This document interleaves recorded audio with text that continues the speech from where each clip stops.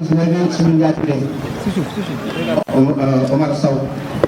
directeur rajo Sénégal Mansour Sow directeur rajo Sénégal vraiment sa teewaay tey fierté la ci ñun ñu leen di ñaan rek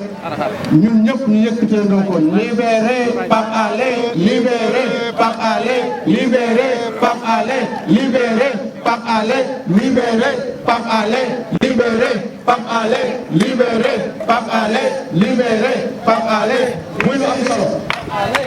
ñoom ñi nga xamee ne ñoo formé ci rajo jàngal ñu yar ñu ci nàmpatal ñu ci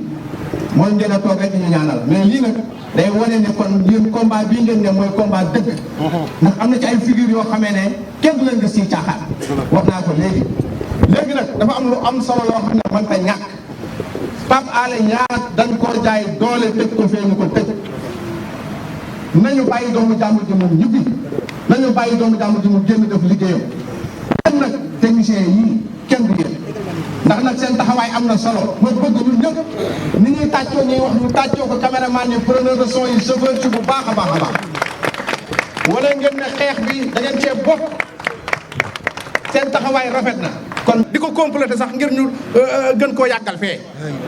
gor yaa ngi nii jaam nag amul fenn waaye dama ne gor yaa ngi nii sañ naa leen a lim ci gor yi ndax Pape Alé tey am na ñoo xamee ne defalu leen loo xam ne tey war nañoo ñëw ci naaj bi nit ñi liberté leen gëm ak gëm seen bopp yéen grand yi nga xamee ne yéen a bàyyi seen njaboot bàyyi seen i clip Miel Barou Seye mii ñoo regoon RTS man 20 ans ngi ni gisuma ko mu ñëw lii mooy gor waaw gis naa fi ñoo xam ne nag du ma tudd seen tur ñuy ñaan ñun ñëpp ñu ñëw suñu ginnaaw grand mu def déclaration bi lu ngeen wax lañ wax Pape Alé nag lii muy xiifal moo ko commencé bu jotee ñun ñu xiifalit ñu ñëw xiifal ne moom rek ndax nag du ñu gën a gore te buñ jàpp ne ñun duñu xiifal comme Pape